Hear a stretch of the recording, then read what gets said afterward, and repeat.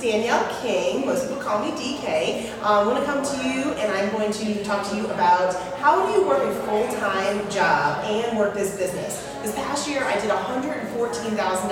I have a full-time teaching job, and I'm going to tell you, and I'm on the board of directors, and I'm going to tell you a couple different quick tips that I just wrote for how you can do that as well. So tip number one, have a schedule and actually work it.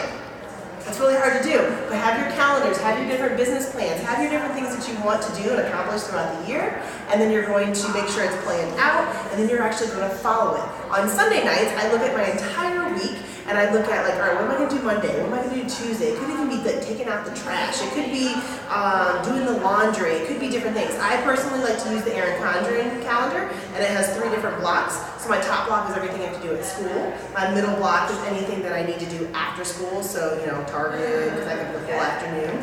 The bottom one is going to be anything I need to do with the business. So it could be my coaching calls. It could be for the team. It could be hostess things. It could be any of those kind of things that I need to do. So that's it. First one.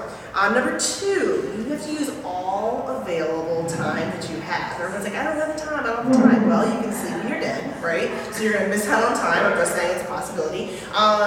You can lose less sleep. I use some of my planning time. I don't go at lunch. I don't eat with the other staff members because I don't need to socialize then. I can socialize throughout the day. So I use my lunchtime to actually go through and do business stuff, right? Between periods, I can get some work done. If you're in the car, not louder. If you are in the car and you are waiting for your kids' soccer practice to end, you can sit in the car.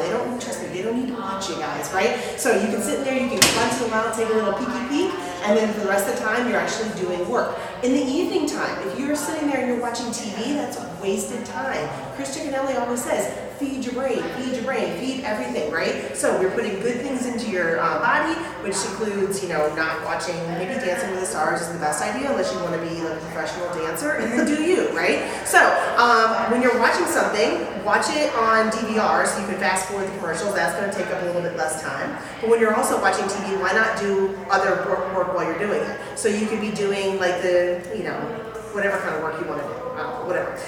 Also, another tip is use the resources that you have. So for example, your kids eat for free and have free room and board, basically, right? So they can work for that. They can stamp your catalogs, they can do your non-money like making things. All of those, your kids can do. They're already getting room for free, they're getting food for free, make them work for it, okay? And I'm a teacher, I'm allowed to say that, right? Know your why. Knowing your why is huge. If you don't know your why and it doesn't give you that feeling inside and a party cancels, you're not going to care. If on a Friday a party cancels, I'm like, yes, I can go to happy hour, my why is not big enough. Your why should scare you. Your why should be, oh shit, that party just canceled, so instead of being like, yes, I can go to happy hour. Instead, I'm taking that time and I'm trying to know, like my party average, I do $1,000 plus parties, right? So I'm going to need to come up with $1,000. So if I know it's canceled, I have all week or I have that day, I need to come up with that money. So sometimes I'll have a $5,000, $6,000, $7,000 month with having 2 or 3 parties. Why? Because my party's canceled and I'm not just sitting there. That makes a difference between what I'm doing, hitting board of directors, and what you do, which is not necessarily hitting board of directors yet. If your goal is to do that, awesome. If it's not, that's just DK's real talk here. If your goal is not to do that, and you just want to be a rock star shopper, be a rock star shopper, okay? Be excited when those parties cancel. Or send them to me and I'll do it for you. Just saying. Time blocking is really key as well, too. So when you're looking at your time, you're not just like, I have to do all of these things on Monday night. No, what do you need to get done? Be realistic with your time. Have a system and work it. So if you don't have a hostess coaching system, if you don't have a recruiting system, if you don't have any of that, talk to your upline. Talk to somebody else you respect in the business. It doesn't matter. Use the resources the COO has.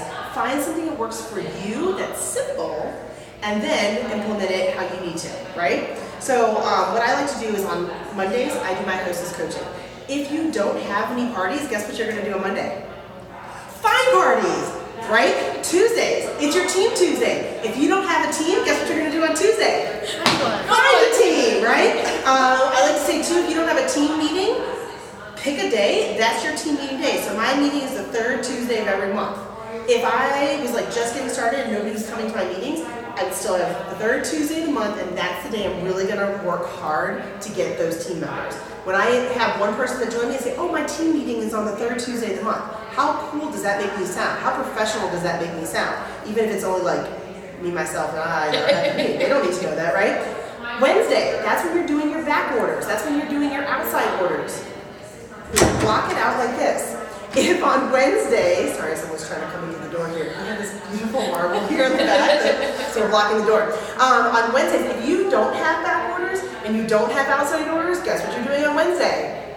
Getting outside orders. You see that? You're doing this for like maybe an hour. An hour each day. That's it. When your hour's up, you're done. Thursday, that's when you're going to follow up. That's when you're going to get ready for your parties. And again, this could be putting your kids to work. It's free child labor. Well, not free again, they're getting free room and board. And then Friday and Saturday, hopefully you're doing the parties. Multitask when you can't, like I was saying, and I think that's all. So, if you want to do it, know your why, have a plan, stick to it. You can totally do this, ladies, and good luck to you.